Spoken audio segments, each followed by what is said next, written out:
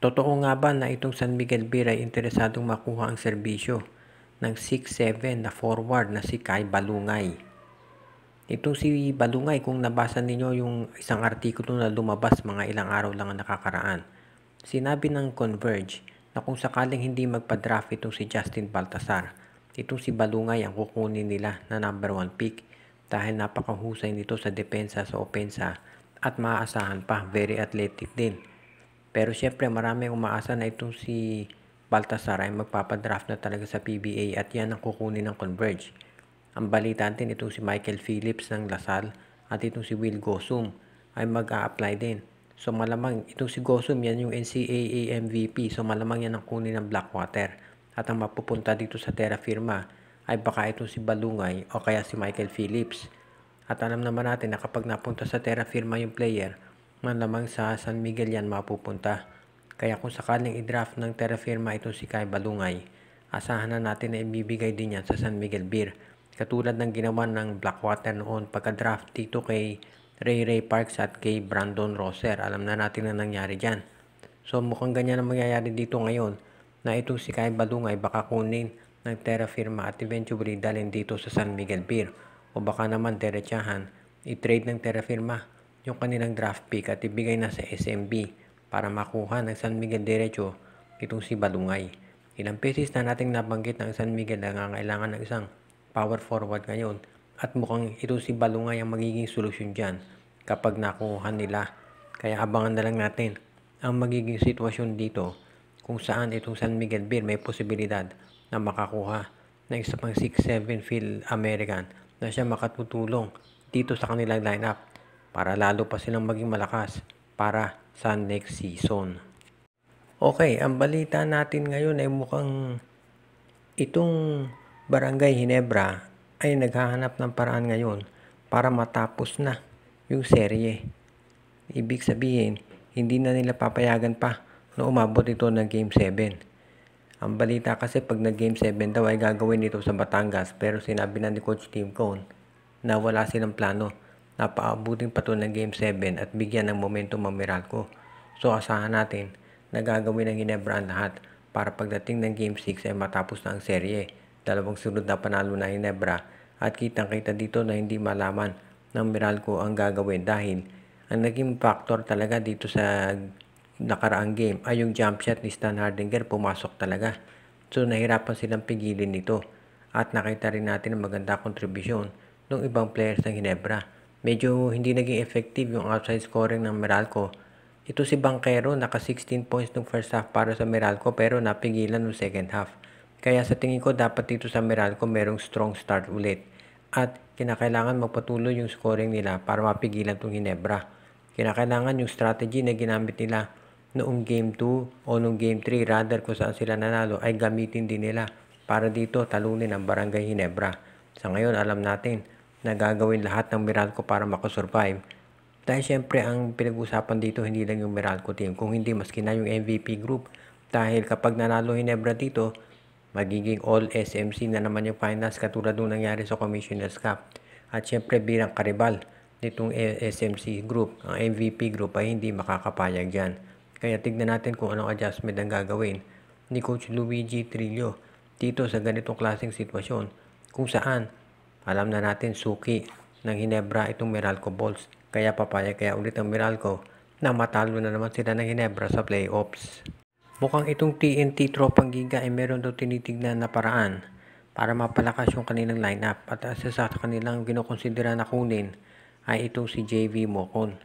Dahil alam natin na itong si JV Mocon ay isa doon sa mga players na inaasahan talaga ng Phoenix Fuel Masters. Actually, nakilala ito si Mocon nung ito ay naglaro dito sa Rain or Shine Elasto Painters pero nag-request ng trade at napunta nga dito sa Phoenix. Ngayon ang balita, mukhang itong TNT interesadong makuha ang serbisyo dito si JV Mocon para gamitin nila bilang small forward dahil nangangailangan sila ngayon ng tulong para dito kay RR Pugoy. Napansin na kasi ng karamihan na ang TNT masyado nang umaasa dito kay Pugoy at kay Calvin Aftana kaya gusto na nilang kumuha ng additional scorer. Lalo na ngayon at ito si Brandon Rosen na kay ACL injury at malamang buong season ay hindi ito makapaglaro ay kukunin na nila itong si Mocon. Ang tanong na lamang ay kung sino magiging kapalit. Dahil alam natin, itong Phoenix ay isang independent team. So, syempre hindi yan papalugi. Pero alam din natin na itong Phoenix ay merong mga tinatawag na mga, sabihin na natin, financial difficulties yung kanilang mother company. Kaya baka hindi na nila maka-afford ng mga top players. Ibig sabihin, kahit gustong kapalit ay star player, baka hindi naman nila mabayaran. So, baka lamang, baka kahit bench player ng TNT, tanggapin na nila para dito kay JB Mocon. Kaya sa tingin ko magiging magandang addition itong si Mocon dito sa TNT tropa kapag nagkataon. Dahil ito ay isang very dependable player. Alam natin itong si Mocon meron niyang 3-point shot. At yun naman ang mga gusto ni Coach Chot Reyes dahil bagay yun doon sa kanyang dribble drive na sistema. Pero ito si Mocon kaya din niya mag-post up.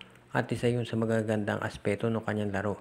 Kaya sa tingin ko magiging malaking tulong ito para dito kay Chot Reyes para naman yung kanyang lineup maging mas competitive para sa next season at magbigay ng magandang laban sa SMB at Ginebra. Mukhang may problema ngayon itong si PBA Commissioner Willie Marcial dahil ayon dito sa lumalabas ngayon. Sa latest TV ratings ay mukhang bumagsak ang PBA. Maski na nung laban ng Ginebra at Meralco ay hindi ito kasing taas katulad nung dati. Kaya masasabi natin talaga na medyo bumababa na itong PBA pagdating sa popularidad.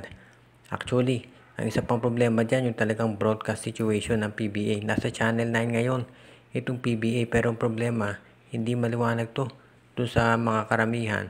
At alam na natin na itong PBA kasi minsan nasa One Sports, minsan naman nasa ibang channel, minsan nandun sa Pilipinas Live app. So nahihirapan yung mga fans na manood at yan ang dahilan kung bakit maraming nanonood ngayon dito sa Facebook at sa iba't iba pang mga streaming services. Sasabihin ng PBA marami na sila kasing kalaban pagdating sa entertainment. Pero hindi rin naman totoo yan dahil kung titignan natin itong volleyball, yung PVL, ang daming nanonood dyan. Meron din yung mga kalaban ng mga ibang entertainment options. So nakikita ko talaga dito ang problema kasi sa PBA. Kulang na dito sa pagiging balanse. Hindi pa nag-uumpisa yung conference, alam mo na kung sino yung maglalaban. SMB, Ginebra, tsaka TNT, sila lang ang nagpapalitan doon sa mga champion. Kaya ngayon, ito ang nagiging problema dito sa PBA. Kaya abangan na lang natin kung ano ang gagawin ni Commissioner Willie Marcial para ma-address ang issue na ito. Sa ngayon, syempre, nagiging problema na to dito sa PBA lalo na kung ang gusto ng PBA ay tumagal pa. Alam din natin na marami na nagsasabi na kinakailangan talaga na maging balance ito. Ang problema kasi dito sa mga draft, for example, yung mga magagaling na rookie, napupunta rin naman dito sa magagaling na mga teams katulad ng SMC at MVP Group dahil binibigay ng kanilang mga farm teams. Kaya ayan ngayon ang problema ni Commissioner. Shout out kay Joseph Pineda, Donel Santiago, Biggs Desabel, RG Bueno at Dalina family, Roman de la Cruz Agustin, Jason Mendoza, Joshua Giray, Espejo at Rosales family, Judy Edwina, Shaina, Carl Jaira, Jonah Villarosa, Rico Olarte. Binabati din natin si Ronald Berbosidad, Jonel Alagon, Junjun, Angie, Patpat at B-Boy Matas, Anthony Alon family. Binabati din natin si Jason Mendoza, Enju, Dexter Domer, Ireneo Salangsang, Michael D., Edwin Carmona Jr. Binabati din natin si Romeo Conchada, Jonald Malyari, Katsakino Dokusin, si Anthony Alon family, Malyari Macarinas. Binabati din natin si John Mike Winky, Kuya Mike TV, pati na rin si Alexis de Terala, pati na rin si Joshua Giray, Espejo at Rosales family, at ang iba pa nating taga-subaybay.